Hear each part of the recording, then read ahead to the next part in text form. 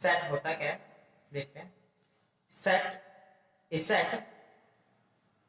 is a well defined collection of object। क्या है set, क्या है? Well defined collection of object है। फॉर एग्जांपल जैसे हमने एक एग्जांपल लेके चलते हैं। एग्जांपल में हमने ले लिया, कहते हैं कि भाई ए ई आई ओ यू, AEIOU, और इसको हमने क्या कर दिया, एक करली ब्रैकेट्स के अंदर लिख दिया। अब ये करली ब्रैकेट्स के अंदर जो हमने लिखा है ये इन्हें हम बोलते हैं एलिमेंट्स। ये है हमारे पास एलिमेंट। अब ये जो एलिमेंट्स हैं इसमें क्या है, AEIOU, ये 5 एलिमेंट्स है। और ये 5 एलिमेंट्स कौन से हैं, हमारे पास वोवल्स हैं। और ये वोवल्स जो हैं वो आपके लिए भी सेम है, मेरे लिए भी सेम है और सभी के लिए सेम है। तो ये जो हमारे पास बना, एक सेट बना, ये क्या हो गया, वेल डिफाइंड हो गया। वेल डिफाइंड का मतलब ये है कि भाई कोई एक ऐसा सेट जो आपके लिए भी सेम हो, मेरे लिए भी सेम हो और सभी के लिए सेम हो, किसी के लिए अलग नहीं होगा। ठीक है, ये होता है सेट। और सेट जो है हम उसे लिखते हैं कैपिटल लेटर से। सेट को डिनोट करते हैं कैपिटल लेटर से करली ब्रैकेट के अंदर। जो हमारे पास ये एलिमेंट्स हैं सेट के अंदर उन्हें हम स्मॉल लेटर से डिनोट करते हैं। अब आता है देखो, जैसे हमने एक और एग्जांपल लेके चलते हैं। जैसे मैंने एग्जांपल लिया, the set of natural number, the set of natural number, यानी कि एक सेट लिया किसका, नेचुरल नंबर का। अब नेचुरल नंबर किससे डिनोट करते हैं हम, देखो n से डिनोट करते हैं और इक्वल टू करली ब्रैकेट में हमारा नेचुरल नंबर कहां शुरू होता है, 1 से 2 3 4 5 अप टू कहां तक, इंफिनिटी तक, है ना। तो ये क्या है, set of natural number. For example ऐसे ही हमारे पास क्या है, set of whole number, the set of whole number, set of whole number. अब होल नंबर का है कहां से शुरू होता है, 0 से 1 2 अप टू इंफिनिटी तक चला जाता है। ऐसे क्या है कि भाई जो हमारे पास है जिन्हें हम इकट्ठा करके छोटी शॉर्ट फॉर्म में लिखते हैं वो क्या कहलाएगा, सेट कहलाएगा, है ना। अब बात आती है, देखो जैसे मैंने एक और एग्जांपल लेके चलता हूं। कहते हैं the set of factors of 18, the set of factors of 18, that is 1 2 3 6 9 and 18। देखो अब क्या कहा, कहते हैं the set of factors of 18 that is, कौन से होंगे, 1 2 3 6 9 और 18। ये क्या होंगे, सेट है। ये क्या बोल रहा है, सेट है। और सेट कौन सा, फैक्टर्स है, किसके, 18 के फैक्टर्स के हैं, 18 के फैक्टर्स है, इसे हम बोलते हैं सेट। अब बात आती है, देखो हमारे पास आता है, देखो एलिमेंट्स। एलिमेंट्स क्या होते हैं, देखो definition of element, the objects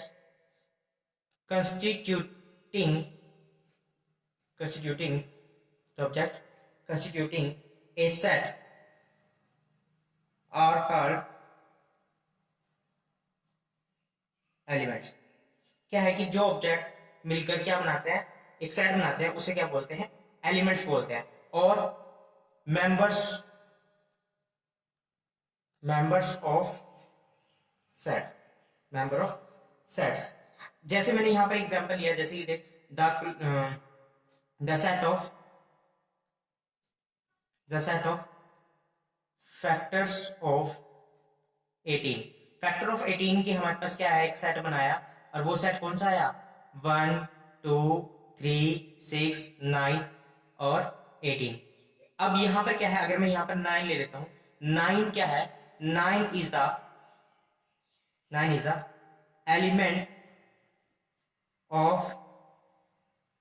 element of the set of factor of 18, यानी कि 18 के जो फैक्टर बने थे और 18 के फैक्टर से जो सेट बना उसका एलिमेंट क्या है, 9 है, यानी 9 उसका एलिमेंट है।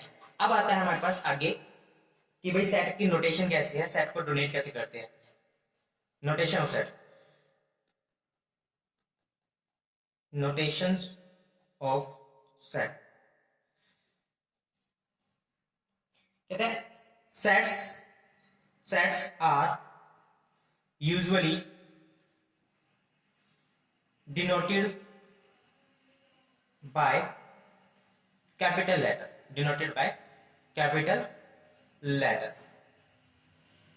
letters, that is A, B and C, and their elements are denoted by small letter, that is A, B and C। यानी कि कहने का मतलब ये है कि भाई अगर हमें सेट को डिनोट करना है तो सेट जो है वो कैपिटल लेटर से डिनोट करता है। जैसे फॉर एग्जांपल मैंने लिया ए को हम एक सेट को हमने ए मान लिया और उसके अंदर हमने एलिमेंट्स डिनोट करने हैं। देखो हमें सेट बनाना है, जैसे मैंने ले लिया A B C D E, ये क्या है हमारे पास।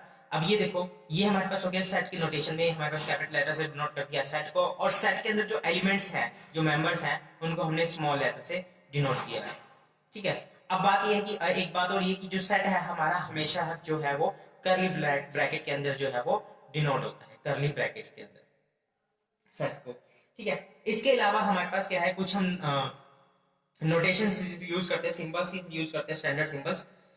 हम जो इस चैप्टर के अंदर जो यूज करेंगे वो है ये एक सिंबल है, इसका मतलब है स्टैंड्स फॉर सच दैट,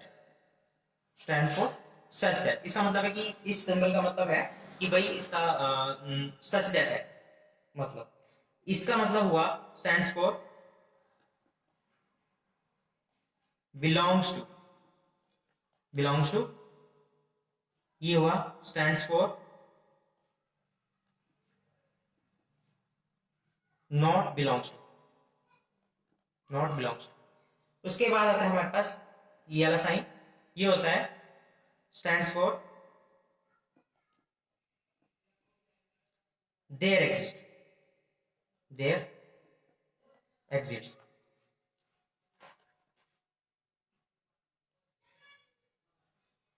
उसके बाद आता है हमारे पास stands for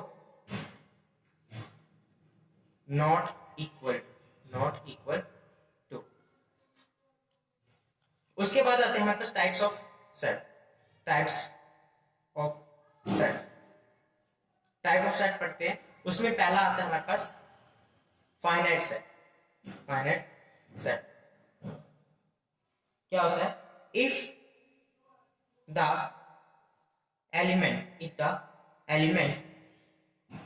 elements of a set are finite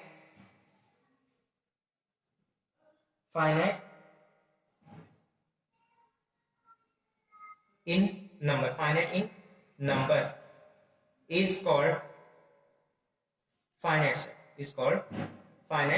set। For example लेके चलते हैं हम, जैसे हमने ये ले लिया 1 2 3 4 5 6। अब देखो इस सेट के अंदर हमने मान लिया ये ए सेट है और इस सेट के अंदर हमारे पास कितने एलिमेंट्स है, 6 एलिमेंट्स है। तो 6 एलिमेंट्स जो है ये क्या है, फाइनाइट है। दूसरा आता है हमारे पास इनफाइनाइट सेट। इनफाइनाइट सेट का मतलब क्या है, if the element of the set infinite in number, if the elements of a set are infinite in number is called infinite set।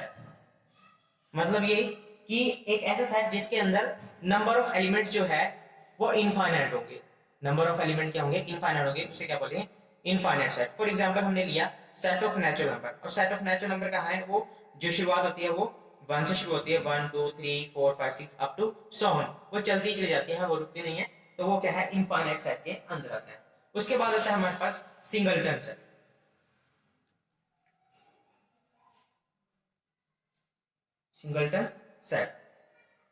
Singleton set का मतलब ये है, इसके नाम से पता लगता है कि एक ऐसा सेट जिसके अंदर सिर्फ सिंगल एलिमेंट हो। इस set consisting of only one element